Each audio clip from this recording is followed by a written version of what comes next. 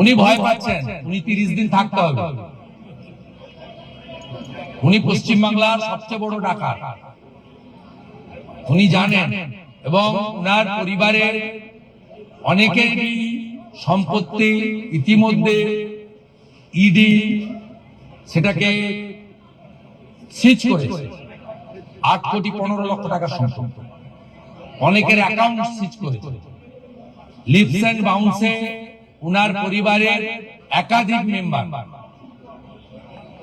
অমিত ব্যানার্জি, লতা ব্যানার্জি, রুচিরা ব্যানার্জি, অনেকেই lips and বাউন্সের director, যে lips and বাউন্সের মাধ্যমে কালীঘাটের কাকু থেকে শুরু করে কত টাকা সাইফন হয়েছে চার্জশিটে অনেকবার উল্লেখ হয়েছে।